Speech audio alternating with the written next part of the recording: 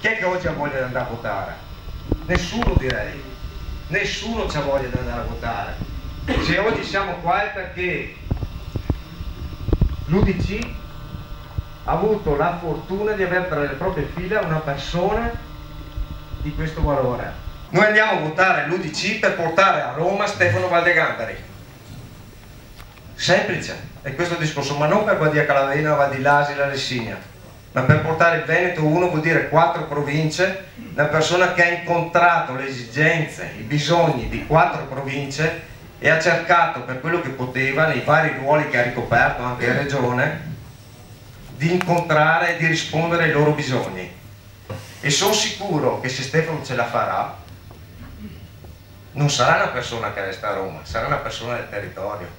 E l'UDC dovrà essere grato che noi abbiamo espresso, partorito da questi territori, un candidato di questo tipo, che è una persona genuina, con la faccia pulita, coerente, costante, un combattente vero, che in questi 10 anni l'abbiamo visto tutti i giornali a lottare su ogni cosa, per portare i diritti dei più deboli, delle persone, ma anche delle aziende. Ecco, passo la parola a Marco Bovo, che è un componente della direzione nazionale del partito dell'UDC ed è anche coordinatore dei circoli Liberal in Veneto, per un saluto. Noi andiamo a presentare una persona che chi ce l'ha davanti vede in un anno il suo attivismo, viene anche documentato, non tanto perché è un politico, tanto perché è un amministratore. Mai come in questo momento c'è bisogno di chi è capace di amministrare. Tanti dicono di spending review, e chi più di un sindaco di un paese come è stato Stefano può fare spending review, perché le risorse, soprattutto in un paese di montagna, sono sempre state poche, e magari anche trovare le capacità, anche inventarsi i modi per andare a raccogliere questo. Noi non abbiamo un figlio di, abbiamo un figlio della terra, un amministratore. Dico una sola cosa che Stefano può portare, che vedo che è carente in tutti i programmi di tutti i partiti: l'aspetto del sociale. Parlano di tecnici, di programmi economici, finanziari. Stefano sicuramente può portare quella sensibilità per il sociale che l'ha dimostrato come assessore prima ai servizi sociali, ma ancora di più dopo. È facile interessarsi del sociale quando sei assessore, è molto più difficile quando lo fai dall'opposizione, fai le battaglie a volte anche contro il mulino a vento, ma le fai perché ci credi. Perciò noi votare Stefano Valdegandari e portare Stefano Valdegandari vuol dire anche portare quella sensibilità per il sociale che dal mio punto di vista vedo molto carente nei programmi elettorali di quasi tutti i partiti che si stanno presentando quest'anno. Grazie.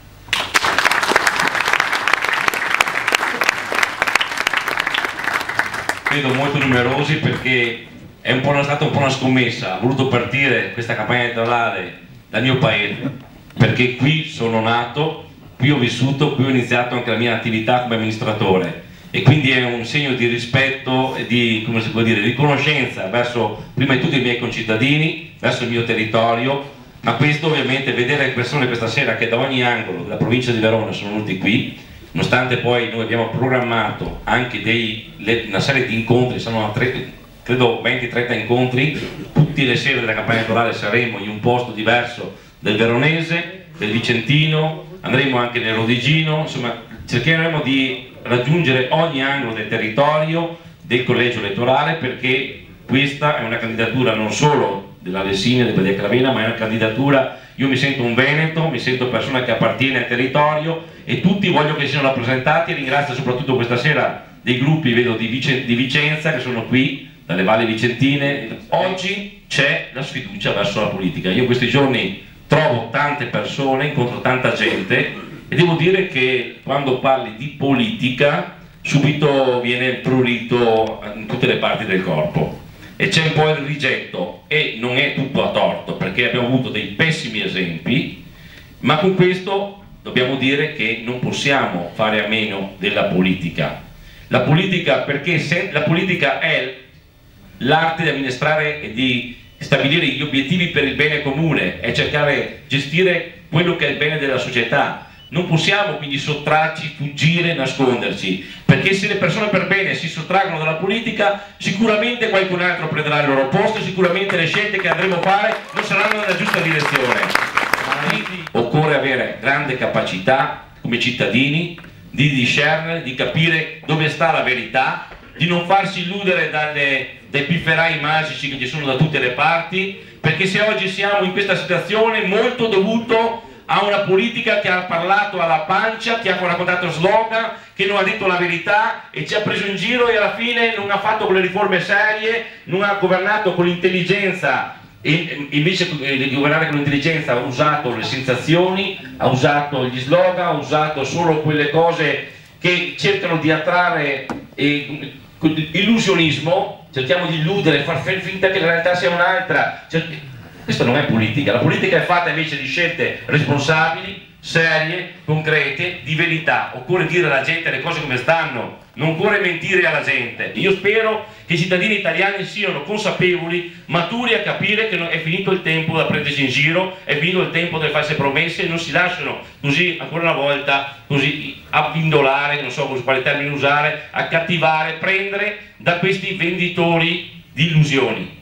Oggi occorre fare azioni di responsabilità, il che significa occorre spendere bene i soldi pubblici, occorre ridurre il numero degli enti, semplificare le imprese, la vita delle imprese, occorre fare riforme serie, radicali e forti e non dichiararle nei talk show televisivi e poi quando ci troviamo nelle aule della regione o del Parlamento si fa l'esatto contrario. E vi faccio alcuni esempi. Io stesso mi sono trovato con il mio gruppo UDC in Regione Veneto nei mesi scorsi a dover approvare delle leggi che erano proposte dal governo Monti, che erano male di competenza regionale, che prevedevano la riduzione degli enti. Ma guardate un po' che siamo trovati in molto pochi a votare queste leggi, perché la maggioranza, mi ricordo, la maggioranza invece ha pensato magari se c'era un ente a mantenerlo, magari cambiandogli il nome. Quello che è successo con le comunità montane. Io sono stato amministratore della comunità montana del Signa. La comunità montana ha avuto un ruolo storico magari anche importante, oggi è uno degli enti che forse qualche soldo andrebbe in più ai comuni e andrebbe un po' rivisto tutto l'assetto, gli stessi comuni andrebbero accorpati, dovrebbero avere il coraggio di superare i campanili, le province che si diceva quando sono state istituite le regioni non sarebbero più servite, eppure qualcuno ha fatto saltare il decreto in Parlamento per mantenere in piedi. Qualcuno lì ha nome e cognome, si chiama Silvio Berlusconi ed è quello stesso che ora viene a dire che bisogna riformare. La mia candidatura è una candidatura, io mi sento, come diceva prima bene qualcuno, mi sento forse più amministratore che politico, perché la mia origine viene dal territorio, amministratore comunale, regionale, ho condotto il sociale per 2 anni e mezzo, e l'ho condotto anche a livello nazionale perché sono stato anche coordinatore a Roma, lavoro in 15 giorni a Roma, ho coordinato tutti gli assessorati del sociale d'Italia e quindi ho trattato con i governi precedenti di centrosinistra e di centrodestra. Ho avuto quindi questa esperienza che mi ha arricchito molto e devo dire che anche con qualche soddisfazione, perché finché andavo a trattare a livello nazionale sul sociale, qualche fondo in più per il sociale c'era. Dopo che ho abbandonato da Roma la mia presenza, vedo che il sociale è caduto in basso non solo a livello nazionale ma anche a livello locale. Ma questo perché il sociale non deve essere assistenzialismo, perché il sociale c'è ed è forte se c'è prima la creazione della ricchezza, perché prima di distribuire ricchezza occorre crearla. Quindi noi dobbiamo fare in modo che la ricchezza sia creata dalle imprese, quindi dobbiamo fare in modo che le imprese siano messe nelle condizioni per creare ricchezza e non fuggire da questo paese. Quindi cerchiamo di fare questa scelta di responsabilità, perché oggi il paese ha bisogno appunto di non vendere sogni, ha bisogno semmai di far sognare, perché non dobbiamo abbatterci. Io non sono pessimista per natura, anzi sono ottimista e credo che l'Italia ce la faccia a risollevarsi, perché l'Italia ha grandi potenzialità, però l'Italia non può permettersi più di procrastinare una serie di riforme strutturali forti e serie che vadano a tagliare tutto quel parassitismo che c'è sulle nostre spalle, perché non può essere che uno lavori e 5 mangiano sulle proprie spalle, perché le imprese scappano via. Questa è l'Italia. Io se andrò a Roma, la promessa che faccio di fronte a voi è che se andrò a Roma su questo sarò sicuramente ligio e duro prima di tutto con me stesso, perché io voglio la meritocrazia. Sono stanco di sentirmi dire che per andare a lavorare dentro una municipalizzata bisogna avere la testa di un partito invece dell'altro partito. Sono stanco, e poi queste municipalizzate chiudono in perdita, falliscono, troviamo appalti truccati, troviamo cose che non vanno. È ora di finire con questo marciume. Queste cose qua, se non facciamo in ordine, se non ritroviamo l'etica nella politica la responsabilità, l'onestà, i valori che ci hanno insegnato i nostri genitori. Se non facciamo questo nella politica, la politica non avrà futuro, non avrà futuro il paese, sarà il fallimento del paese. Questa è la grande rivoluzione che dobbiamo pretendere e non ci sono scuse per nessuno. E se vado a Roma lo faccio per questo, perché l'esperienza che ho maturato in questi anni mi può dare anche la possibilità di non andare a fare una presenza così, guardate dove sono capitato, ma una presenza anche fattiva, costruttiva, perché mi permette anche l'esperienza acquisita di incidere, e sono convinto che non sarà una voce silenziosa che non sentirete mai a parlare per un po' di anni. Sarà una voce che probabilmente io vado lì per pungere, per smuovere, perché bisogna cambiare questo paese, perché io voglio bene l'Italia, voi tutti vogliamo bene l'Italia e non possiamo permetterci che questo paese sia deriso nel mondo e sia umiliato e sia un paese dove i più furbi, i più svegli, quelli che hanno più possibilità, chi paga di più fa strada e gli altri rimangono indietro. Non possiamo far fuggire i nostri cervelli all'estero mentre quelli incapaci ricoprono i posti di comando semplicemente perché sono raccomandati da qualcuno.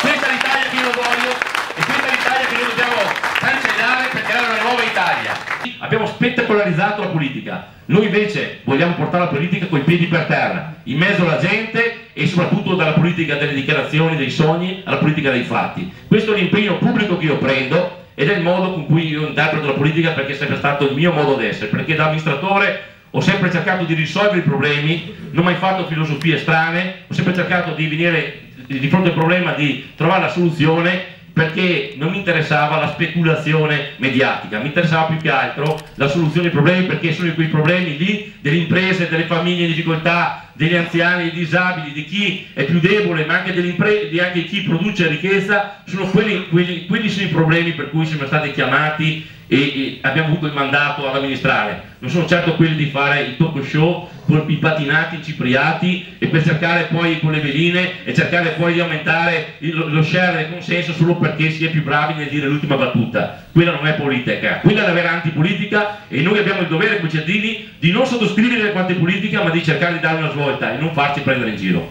Buona serata a tutti e grazie per essere qui.